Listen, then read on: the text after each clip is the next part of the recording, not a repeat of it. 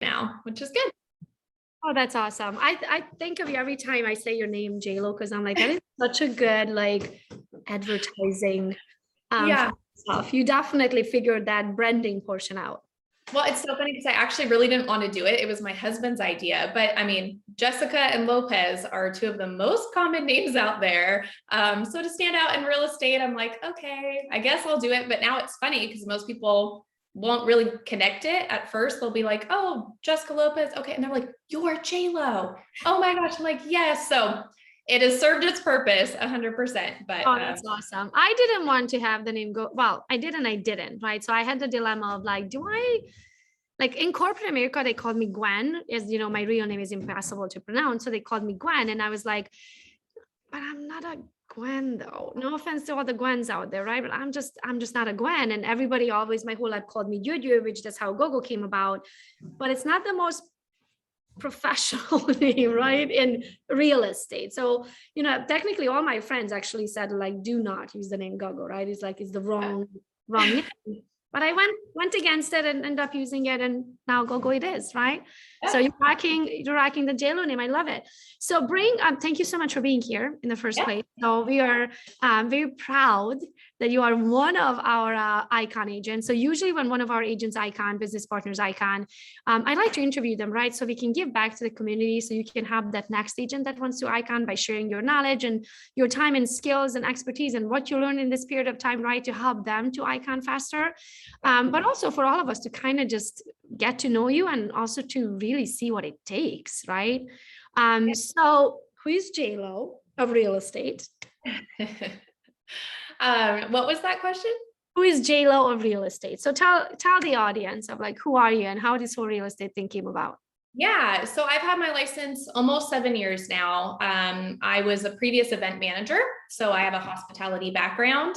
But we were starting a family, and I knew I didn't want to work 12+ hour days and weekends to the level that I was, right? I mean, real estate's always kind of crazy, but I knew I wanted to have a little bit more flexibility and kind of make my own hours to still be raising my kids.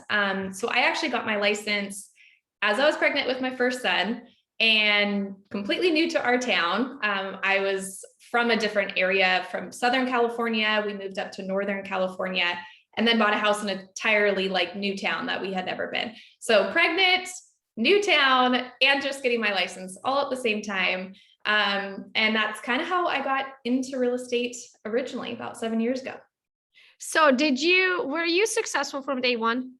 No. How did I go? Because I always joke and say, I made, not a joke, it's the truth. I made $16,000 in my first year. Yeah. Well, I probably paid more in fees than what I collected in commissions. Totally. And for me, initially it was very much like, okay, hey, if I can make a little bit, I mean, I realized very quickly being pregnant and new in our house, and I had quit my job because the commute was just too much. And I started getting my license, but I wasn't working yet, right? Because it takes a little bit. And I was like, oh my gosh, I cannot be home 24/7. Like I needed that work identity still.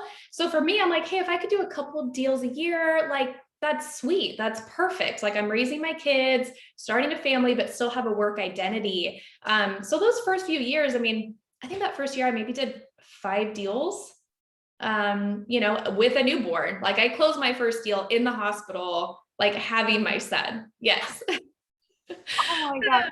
That's amazing. And I wish I would have documented some of that a little bit more too, because I'm like, oh my gosh, like I missed out on all this stuff of just in the wrap and doing that first year, new baby and real estate is just a blur in some ways. But I can imagine.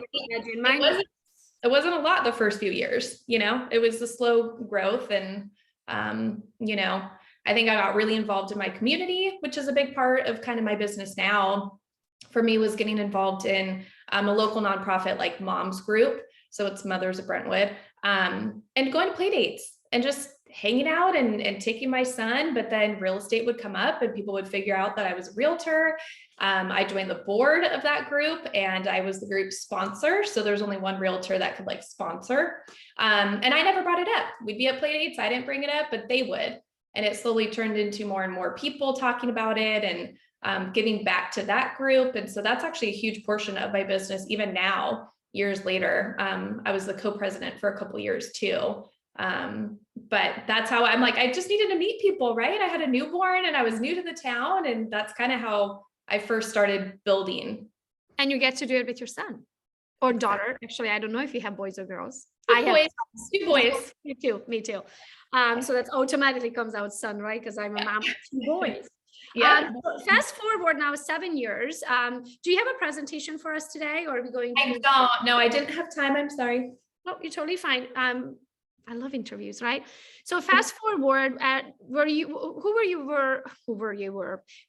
you before you joined EXP with? Who were you with before you joined EXP? Yeah, I was with, I started originally my first year, I was with Keller Williams, and then I switched to a local like boutique brokerage that was local to me. And then you stayed with until when did you start? You're sponsored by Amy, right? So you're a powerhouse girl. Yes. And so when did you maybe even started playing with the idea of maybe there's something better out there? A year before I moved. So I started looking at EXP January 2020. Almost moved. It would have been under a completely different upline.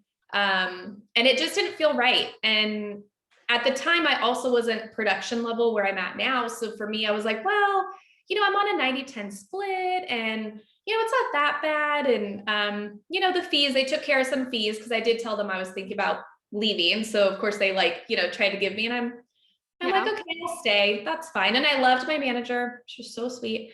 Nothing to complain about the company, but at the end of that year, my production skyrocketed, and I looked at what I paid in splits and fees, and I paid over $68,000 in splits and fees. Yeah. And for me, I'm like, well, I think now is time to look back at the EXP model. And that's when I more so came across, I've been following you for a long time, but you and Amy, and I was like, I think this is my better fit. So I'm glad that I didn't move when I did, because I needed to realize, I think, the full benefits of the system and kind of the layout of the brokerage, and also just a better fit in my upline. So it all worked out. That's awesome. So when did you join? I actually just hit my anniversary like a week ago. So I joined February 2021. Well, welcome to EXP and happy anniversary. So this is technically your first year with us. Yeah. So how long what's your average price range? The average price range is like mid-7s, probably. Okay. So like 750-ish. And do you guys, what would you say average is for you guys? 2.5%, 2%? You guys don't charge 2.5, right? 2.5.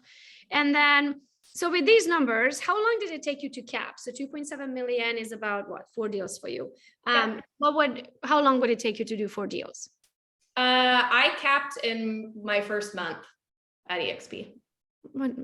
Okay. So 1 month. So that means you have 11 months to do 20 more deals to become an Icon agent. How long did it take you to Icon? Well, I guess I know, because you Iconed in November, because we missed it. Yeah, well, technically it would have been November. I closed, I think the last one was like the first few days of November, but they don't process it till later. So I think it really was like 9 months that I actually hit the numbers. That's amazing. That is amazing. And then we missed it, right? Because we don't get to see, I don't get a notification when our agent's Icon, right? And my team didn't recognize your name in my download. Didn't get a mug, but did you get your mug since? Not yet. Okay, not yet. Definitely. But I think it's on its way. Yeah, we had a big shipment. I don't know if you saw in my stories. We had a big shipment a couple of days ago, so it's definitely on its way. So then, what is your secret? Like, how does an agent able to accomplish this, especially with California numbers? So most icons are not necessarily from California, right? Like having so many, you guys make great money because your price range is so high, right? But because of that, usually an agent doesn't really icon. I mean, don't get me wrong, there's plenty of agents in California, but it's not as common and as is in some other parts of the country because of the price range is lower. So how does one icon, JLo?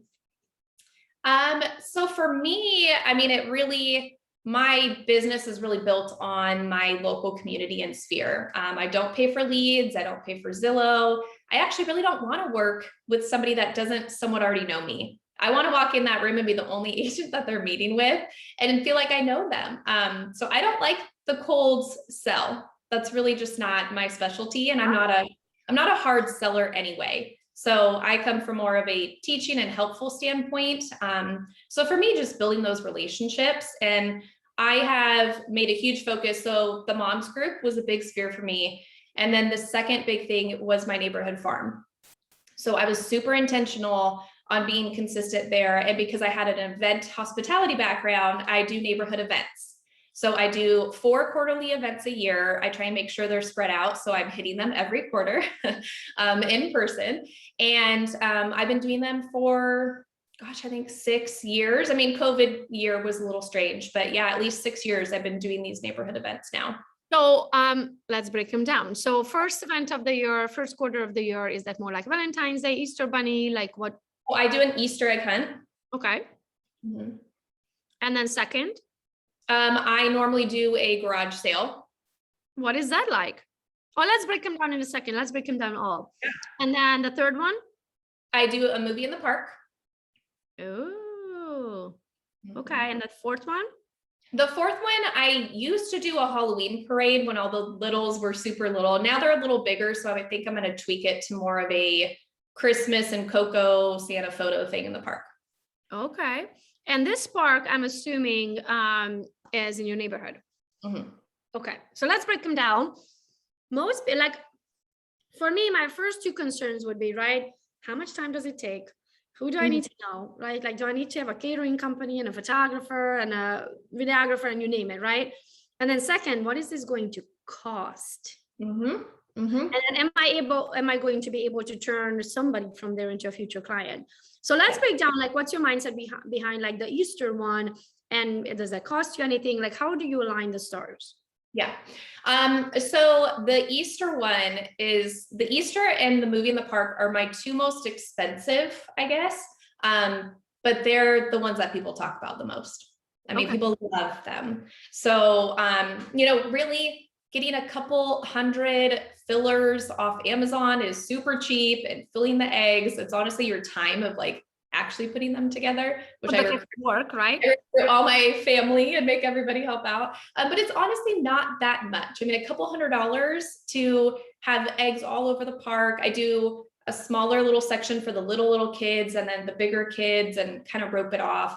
Cheap dollar store decorations. I mean, it honestly does not take much. It's just time and making so do you have your husband help you with the roping off, for example? Yeah. Like your kids help you nearby too, so I kind of recruit all of them and give them a job the day of, and I set up a little table and I have a few things, but I honestly don't push real estate at all. I don't do a big like, hey, here's who I am, and I mean, I try and go and talk to everybody. So for me, it was definitely building the actual relationships and making sure they were coming and I was serving them, that they weren't coming and feeling like, oh, here's all this stuff about real estate and here I'm going to give you CMAs and give you all my, that's not the purpose. The purpose is to bring the community together, to have a good neighborly relationship with everybody, and people just love it. And now they thank me for it. But really the Easter egg hunt is not that much. It's very cheap.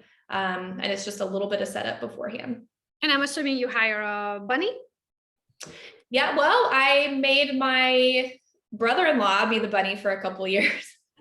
So I find somebody to wear that bunny suit. Family business, guys. I'm gonna eat this month. I need you.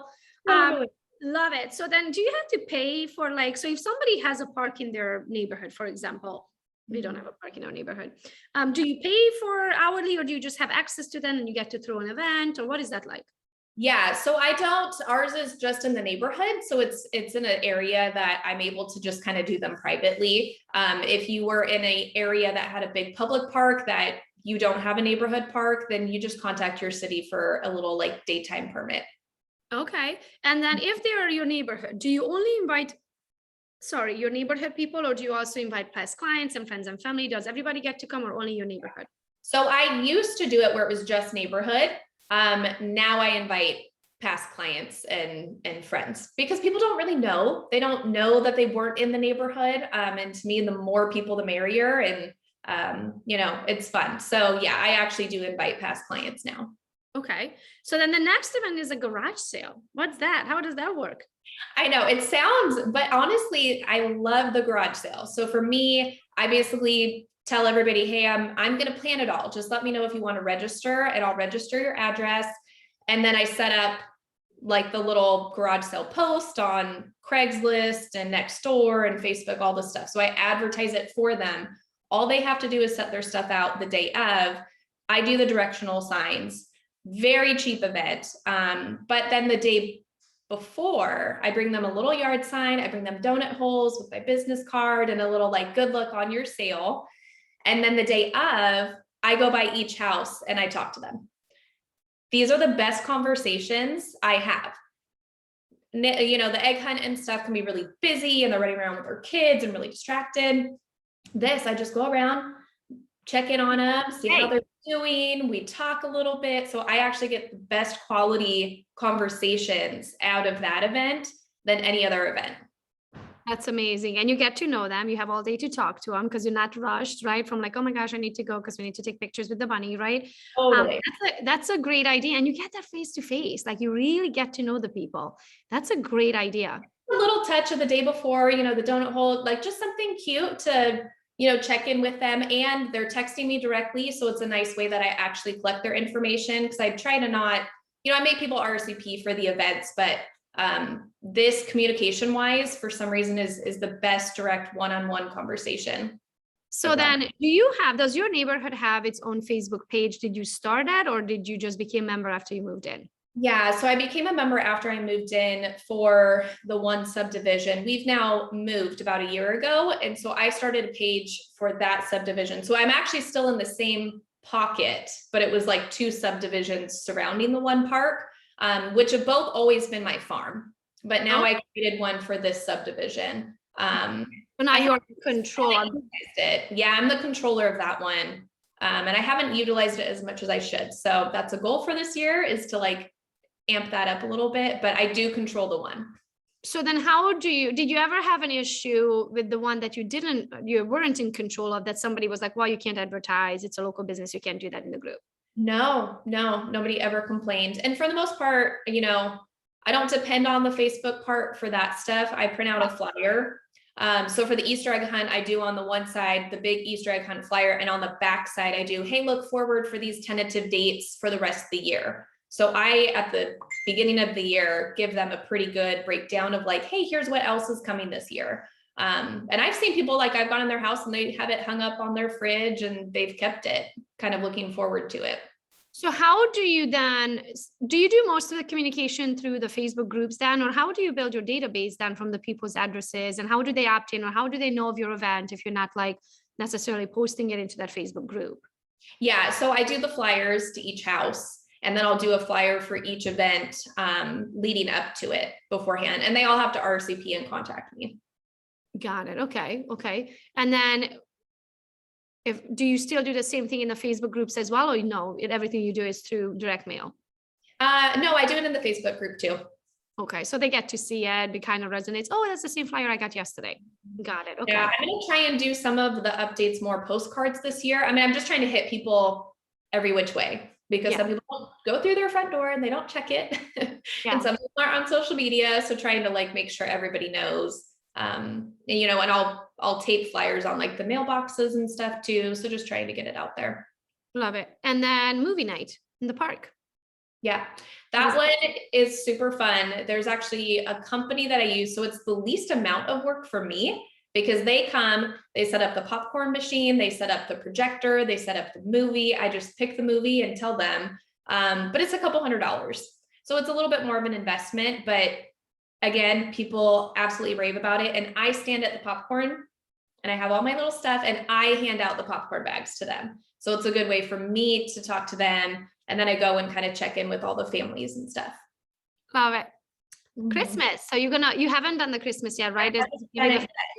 Yeah. So, I mean, if somebody is in a younger development with like younger kids, the parade was adorable at Halloween. All the kids would come in their costumes and it was kind of a kickoff Halloween get together, and I'd have little goodies that I'd pass out, and we would just do a quick little walk around the park with music. And it was adorable, but now the kids are too big. So now they're kind of like, I'm not into this. So I need to revamp that one. But Christmas, I'm going to try and do Santa photos and Coco in the park. Love it. Love it. So your follow-up game must be good too, though, because right, it's one thing to meeting them in person. It's a second thing to kind of leave a good impression, right? Because you never get a second chance to make a first impression, but then they still have to take an action to kind of like call you, right? Hey, we want to sell, or to even remember that that's what you do for a living. And what was that lady's name in the park, right? Yeah. So then how do you do that to stay memorable and stay top of mind? Yeah. So I try in on the months that there aren't events. So we're saying the 4 events a year. I try and do mailers in between. And then I also try to do either door hangers or a flyer. Like I try and do something different throughout the rest of the year. So it's not just like, oh, I'm sending out 10 postcards and doing the 4 events. It's a postcard one month. It's a, newsletter one month. It's maybe something in the mail. So trying to make sure that I'm sending out something consistently that they're seeing me in their inbox beyond the event. So how many homes are in between the 2 neighborhoods approximately? It's like 350.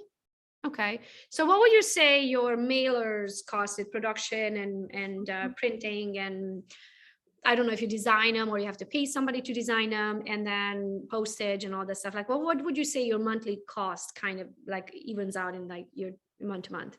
Yeah, I mean, a couple $100, depending on which type it is, maybe 200, maybe even less. If it's just like a sheet of paper, if it's a postcard, probably about a little under 300. Okay. And then door hangers, for example, do you pay a teenage kid to hang around the doors for you, or do you go out yourself in person?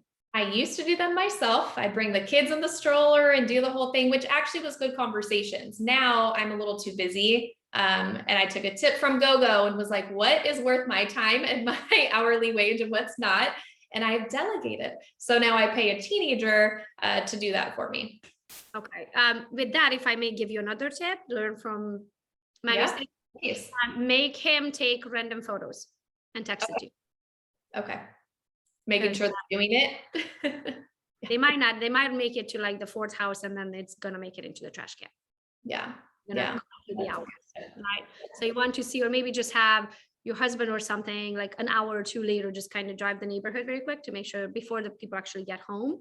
Right. So make sure they're truly hanging on the doors, because sometimes they don't do the work and, Yes, that's a good tip. I will implement that one for sure. Well, I love it. And so did you always do this? Or at what point did you start like I started my first year doing the events. Yeah. So how did you? First year, I only sold 1 house in the neighborhood. I sold 1 house that first year. And most people would probably say, well, this is not working. Mm-hmm. Yeah. And I knew I needed to stay consistent. I knew I just needed to keep building it. And now I'm the #1 agent for the neighborhood. I have 4 pending houses on the market in the neighborhood right now. That's amazing. So walk us through it. First year, 1 home sold. And kind of just like 2nd, 3rd, 4th, like what do you remember? Do you remember your income, and do you remember the production? Yeah, I wanted to look back. I didn't have time, but I think that 2nd year, it was, honestly, just a couple. I'd say maybe like 3. And that was, people I started to know as like neighbor friends. And then year 5, so probably 5 and 6 was when it really took off. It was at least, honestly, I think I've had at least 10 neighborhood homes that year, and then even more the next year. And also I kind of hit it where that was the natural turnover too, because it was a newer community. So there weren't as many sales anyway, those first few years. And I wasn't getting them, and that was fine. And then now people call me directly. They typically aren't interviewing anybody else, and they consistently bring up that they love how much I've poured into the community and given back with the events. And that's why they called me. Oh, that's amazing. So how many deals did it take you to Icon?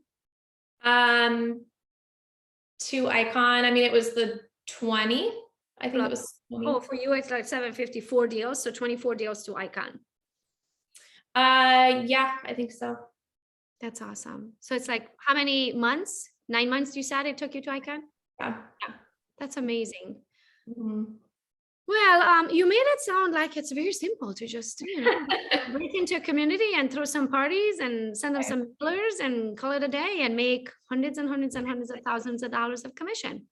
No, it's not that easy. But I think just coming from the standpoint again of just giving back to them and focusing on like you're doing it to do something for them is like always my mentality. And I don't want people to ever feel like, okay, great, I did this for you, but now I want this. Like I just want it to always be me pouring out, and they have naturally come back. That's amazing. So it's kind of fun to see, right? Like you came from a kind of like an entertainment party and all that, and you implement it into real estate, right? So it's still something that you love doing and come natural to you, but now you do it in real estate. And it's so cool how you like, just like you said something of like, it's really the fifth year when it started coming in, kind of same thing with me, right? Like anyone in the right mind doing what I did for 5 straight years, to start seeing the results of social media, they probably would have easy Right. up year one. Like I did this for 365 days. This doesn't work. Right. Right? But if you just give it just a little more time, right? So when you start seeing that turnover, and then the people that worked with you now, they need to move or upgrade or downgrade, or they're moving out of state, returning clients, and then people that watch you from far, they're like, okay, so I guess she's not going anywhere, right? I should work with her. So it takes some time, but that's exciting to see that you didn't necessarily see the results at first, and you stuck it out and look at it today. Yeah. And I think, and people will be like, oh, I don't really have that many people come. I'm like, but share the event, share what you set up. Share, they don't know how many people came. That's okay. That's okay that 5 to 10 people came that first year, but it'll grow, and just share it on your social media. Like I have so many people who comment like, I wish you were my realtor. You do the cutest things. And now they'll send friends to me, even though they didn't know me when they bought, they'll send their friends to me. So, even if the event seems small, still share it, still show it, and show that you're doing stuff for your community. That's awesome. Is there anything that you do on a day-to-day that kind of makes you who you are, like a piece of habit? Piece of habit. I mean, I definitely, try and somewhat morning routine. I mean, with 2 little toddlers, little kids, it's a little tough, but consistently sitting down, a brain dump, and I really like to time block and have that hourly set out, even by half an hour. I like the half an hour time block. Love it. Is there a book that changed your life? I don't know if there's a book that changed my life. I've been trying to read a lot. I really do like the Go Giver book. I'm trying to remember who wrote. I actually think I might have it right here. No. So not a go-getter, a go-giver. A go-giver. Yes. So it's all about just, again, kind of, I think my whole perspective of just giving and having that giving mentality, and it will come back to you without expectation that they owe you something. So I'm a big gift giver in general, with pop buys to past clients and doing stuff for them too. And, I think that's why people stay loyal, right? Because you pour into them. Yeah. Oh, that's amazing. Is there anything else that you feel like we didn't cover today that someone who wants to do what you did in order to icon, they need to know? I mean, there's other things, but I feel like that's a lot of it, and I try to focus on listings, which is also why I focused on my neighborhood, because I wanted listing, not buyers. So I am a listing specialist is kind of how I promote myself now. And I'm a certified stager. So both of those, focusing on the listing side and wanting to, and be in control of my hours a little bit more and work less hours and make money. Was a huge priority for me. So the farming kind of led into that, because most of them were homeowners in the neighborhood, which then led to the listings. And they went with me because they keep seeing my listings and they see how beautiful I made these houses look with the staging. So it's kind of all full circle, in my opinion. Did you get the staging? I don't know if that's a certificate, a license, a training. What is that? Did you get that at some point, or did you already have that coming into real estate? I got that my first year as well. So I knew I liked kind of the idea of staging. Nobody was really doing it when I was doing it. Now I see more realtors kind of doing it as well, but that wasn't really a thing. But I knew I didn't want to pay $2,000, $3,000 for somebody else to do it. So I got a certification. It's like an online course. I mean, it's very simple, but I felt like I needed that like official certification. Now I feel like people kind of understand the importance of staging and they don't question it. But 7 years ago, I mean, I had so many sellers be like, why do I need to stage my house? I don't understand. So I had to really explain, all the stuff. Now people just expect that you do it. So for me, I definitely got into it, I think, a little bit before a lot of people did. So it was a little bit of an uphill battle, but now people know me because of my staging too. And the beautiful home. So do you have your own like decoration stuff that you kind of maybe keep in storage or in your garage or basement? I don't know if you guys have basements in California. No. But do you have your own, or do you just kind of refurbish what they have, or just redecorate the room if it's not set up properly, if it's not feng shui, right? Like, how do you do those? So initially, and this is back to like, don't take what I'm doing now to how I started. My first few, I literally undecorated my house. I took everything out of my house, bought a couple $100 worth of stuff from Home Goods and Hobby Lobby, and then redecorated my house and started storing it in my garage. So I took over half of our garage with bins of inventory. Now I have upgraded to an actual storage unit. So I have grown quite a bit, but it was a slow grow. Like I'd buy a couple $100 worth for each listing. I didn't go out and spend $6,000 on all the things. I would just buy it as I needed it and then add to the inventory every time. So your husband came home one day and he's like, honey, where's our couch? Yeah, he's like, it's okay. I'm like, it'll be back. It'll be back. It's okay. Give me 7 days. I'll be less than it's going to soar. I'm going to get it all back. It's going to be back. Right. Until then, here's a chair for you. Okay. So you didn't necessarily like went and spend tens and tens of thousands of dollars of furnishing the home. You kind of just worked with what you had and then added on. And now you have a full enough to furnish a home. Well, and most of the time I still don't bring in couches and I don't bring in beds because most of my homes are occupied. So I let them know, hey, I want this to still be as comfortable for you as possible. As long as it's not a terrible couch, I can pretty much make it work. So my goal is that it still feels like them. I don't like when a home is so staged that it feels so artificial. I feel like, the buyer's mentality is like, oh, this is fake. So I still want it to feel like a home that somebody lives in, but I just want to bring it up a couple notches. And then how do you keep track of your inventory, especially if you're like commingling it with their own stuff? Mm-hmm. I really don't have a system other than I know what is mine. And honestly, for the most part, they're really good about, they know what is not theirs, and they'll typically pile stuff up when I say, hey, I'm going to come on stage. You can start like pulling things out. Most of it's so cheap. I mean, if I lose a plant, it's a $10 plant, it's okay. But actually, I really have everything always on track. I get it all back. I've only had one thing broken in 7 years. I feel like the sellers are typically more worried about my stuff and ruining it than I am. So they treat it like it's a museum and they don't want to touch anything.